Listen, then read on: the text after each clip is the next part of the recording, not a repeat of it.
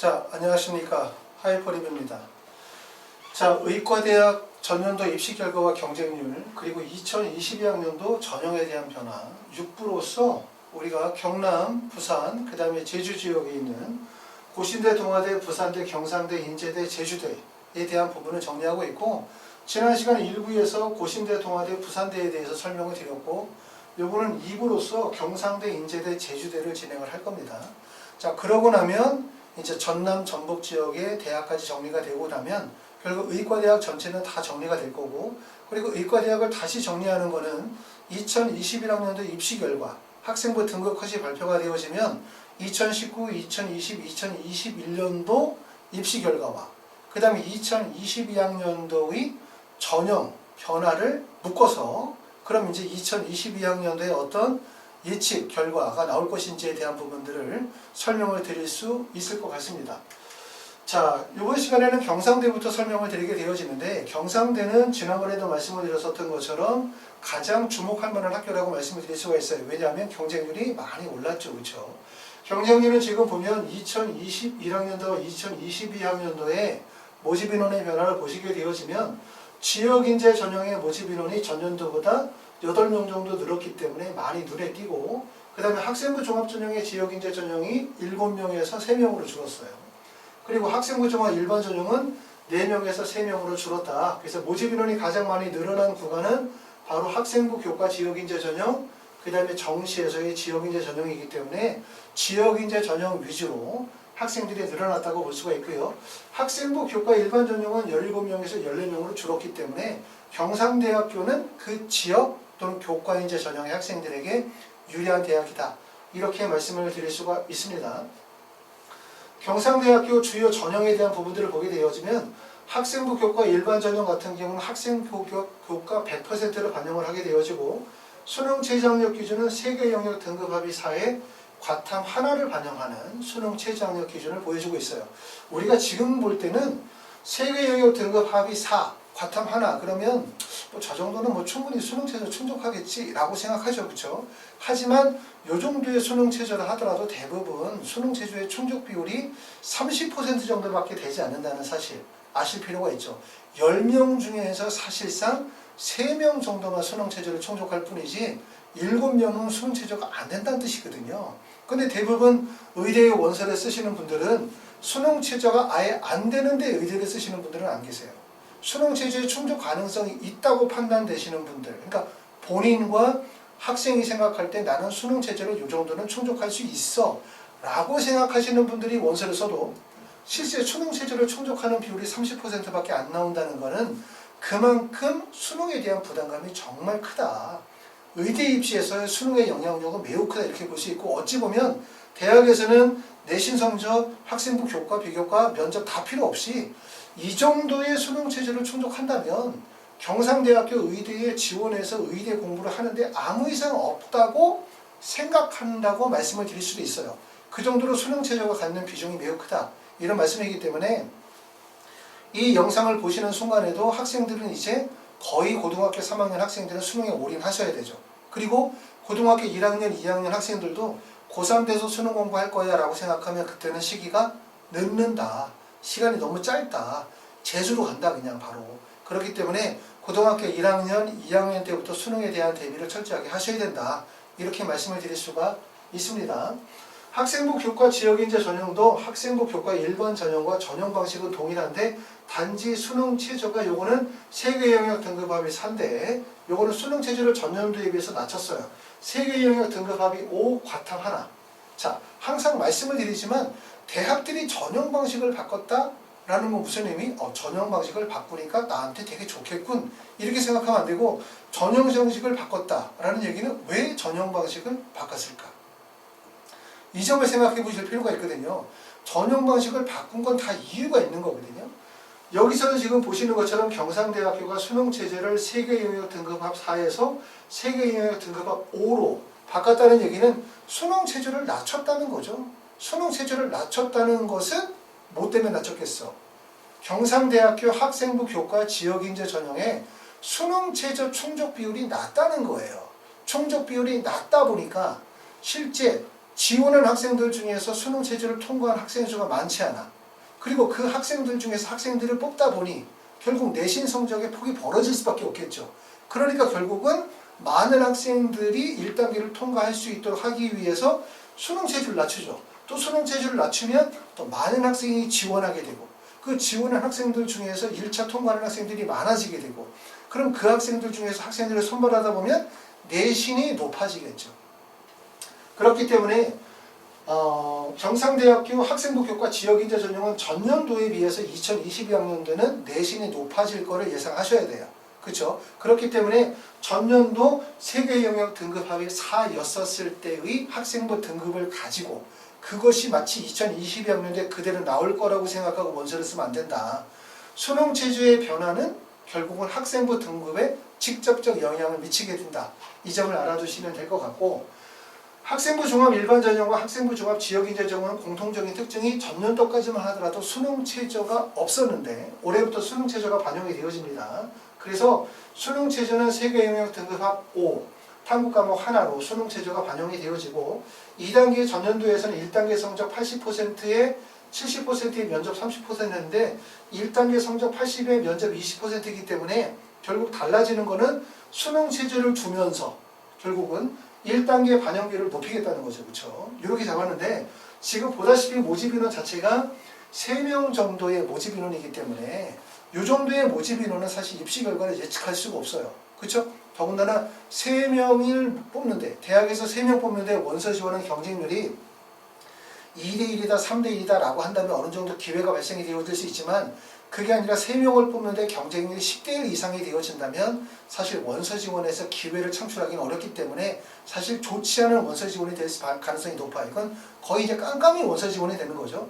근데 반대로 뒤집어서 얘기하면 만약에 모집 인원이 3명을 뽑는다라고 가정을 했었을 때 스펙이 높은 분들, 내신 성적이 높으신 분들 또는 성적이 우수한 분들이 이런 데 원서를 안 쓴다는 거예요. 왜?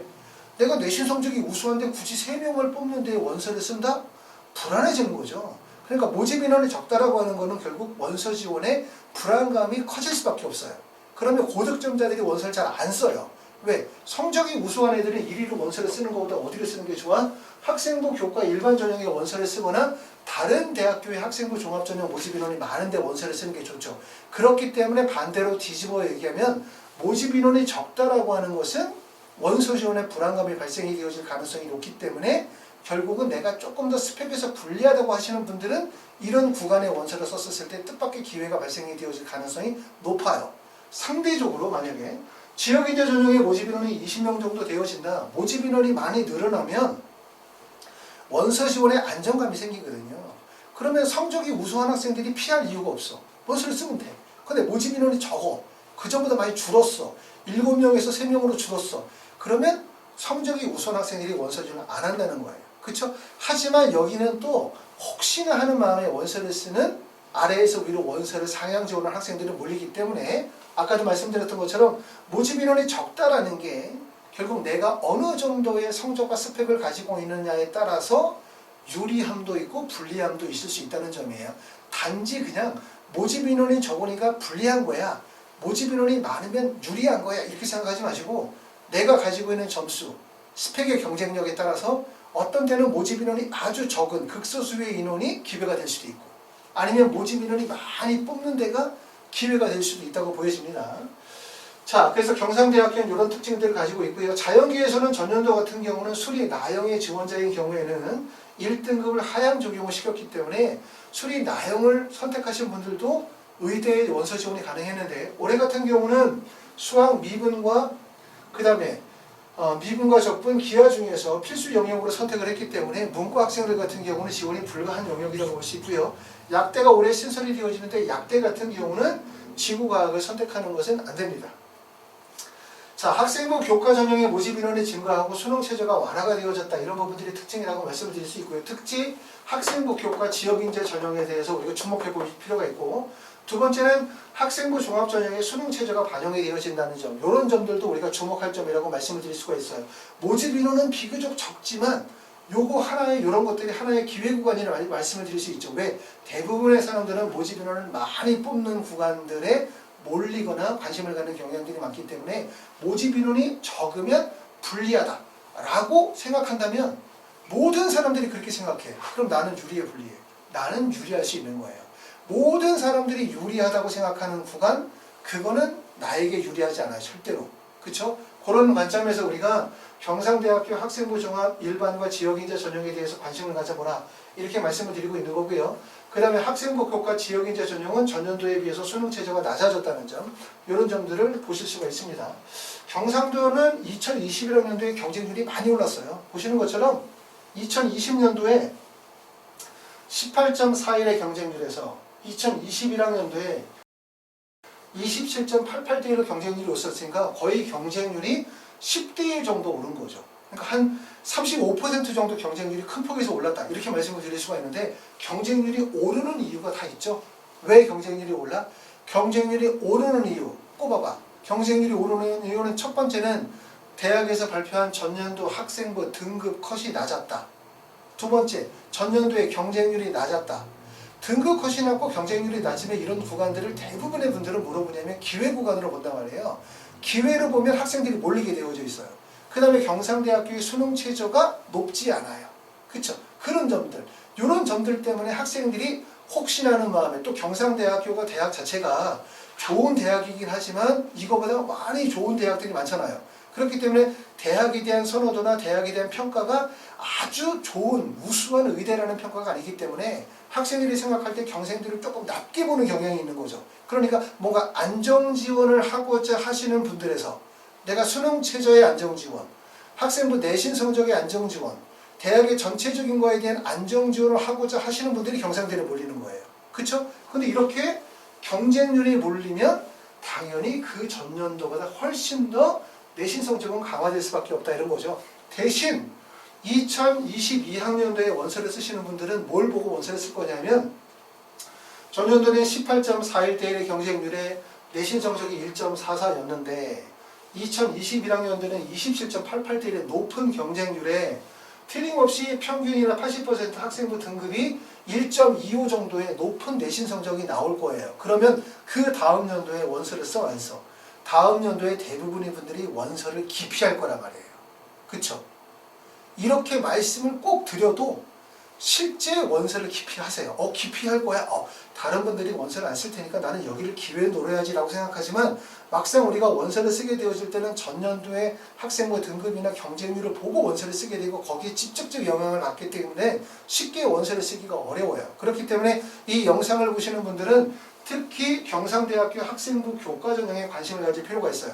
모집 인원도 줄고 수능 최저 변화 없고 전년도의 경쟁률 매우 높았고 거기에 따라서 학생부 등급이 높아졌기 때문에 2022학년도에는 기회가 될 가능성이 높다, 이렇게 말씀을 드릴 수가 있고요. 경상대 교과 전형 같은 경우도 전년도에서 경쟁률이 많이 올랐죠. 26.83대 1로 경쟁률이 큰 폭으로 올랐는데 그 이유들은 다 이것 때문에 그러는 거예요. 대학에서 발표한 학생부 등급이 1.44다, 1.69다.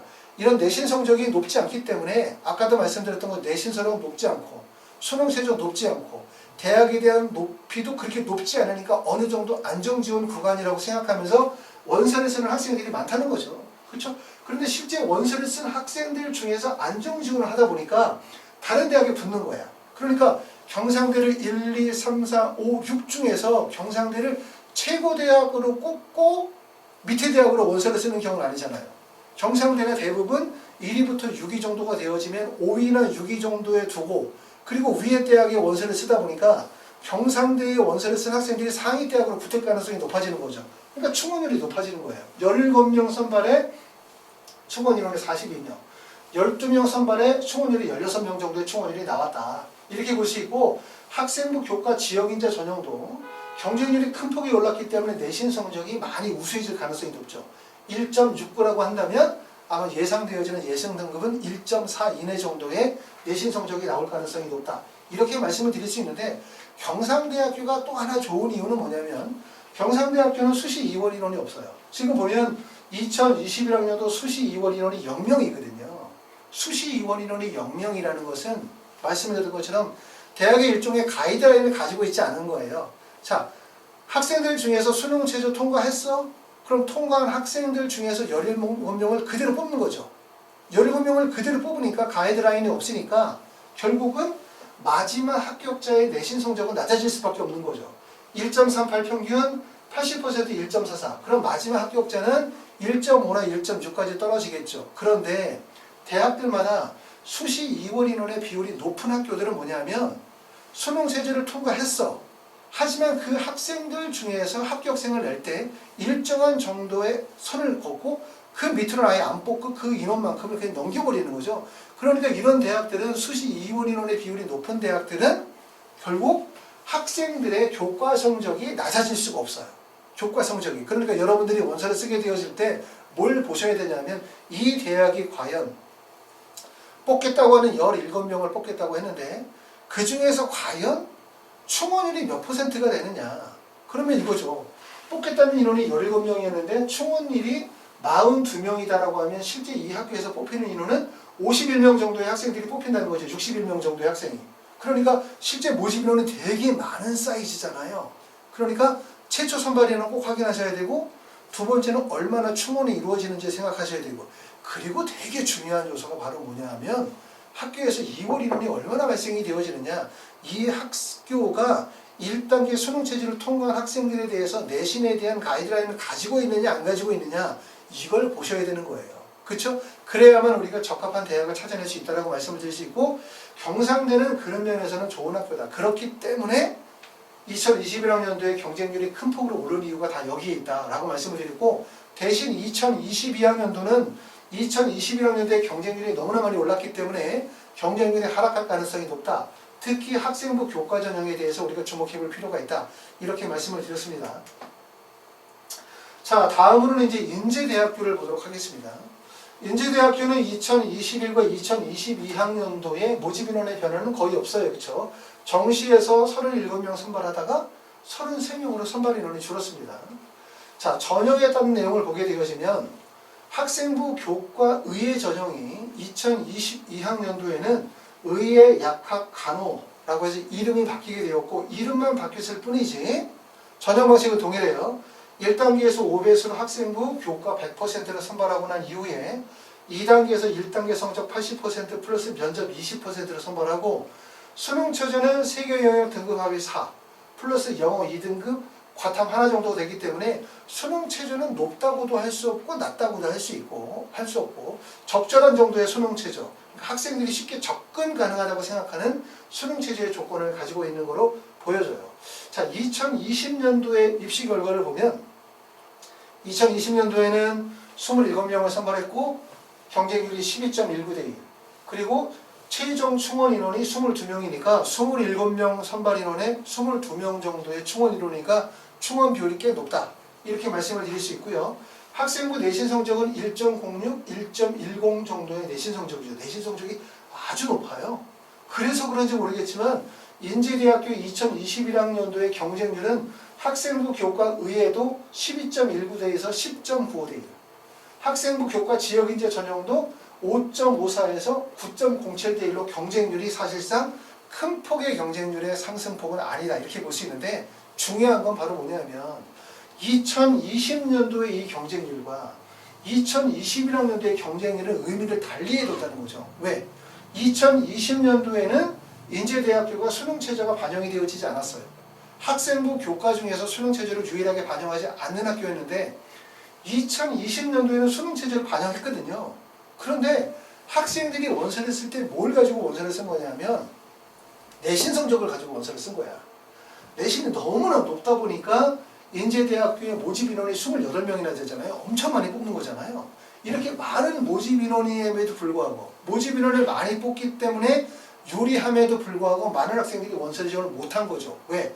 전년도에 학생부 등급이 너무 높으니까. 그런데 우리가 꼭 체크했어야 되는 부분은 뭐냐면 인제대학교가 2021학년도에 수능체제를 반영했다는 거예요. 그럼 수능체제를 반영했다는 얘기는 결국은 수능체제를 미충족하는 학생들의 비율이 높아질 수밖에 없고 그럼 실제 10명 지원한 학생들 중에서 수능체제를 통과한 학생들의 비율이 30명이라고 한다면 10명 중에서 결국 3명밖에 통과를 못하는 거고 그럼 그 학생들 중에서 합격생을 가리게 되어지면 내신 성적은 어떻게 돼? 내신 성적은 낮아질 수밖에 없는 거예요. 그러니까 인제대학교는 학생부 내신 성적이 지금은 1.06, 1.10이지만 2021학년도는 수능 최저가 반영이 되어짐에 따라서 1.3이나 1.4까지도 내신 성적이 낮아질 가능성이 매우 높았던 거예요. 그런데 우리가 2021학년도에 학생부 교과 의예 전형의 경쟁률이 대략 낮아진 이유는 바로 뭐냐면 높은 뭐 때문에?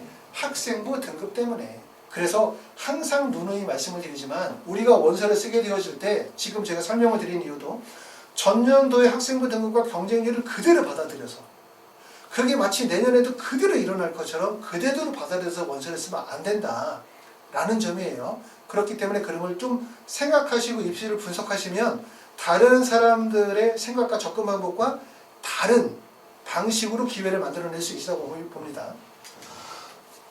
그런데 문제는 뭐냐면 인제대학교가 아까 말씀드렸었던 것처럼 2020년도에 12.19대 1의 경쟁률에 학생부 등급이 1.10이었으면 2020년도에 10.93대 1로 경쟁률이 낮아졌고 수능 최저가 붙었다고 한다면 당연히 내신 성적이 얼마가 나와야 되냐면 1.4 정도 나와야 된다고 생각이 돼요.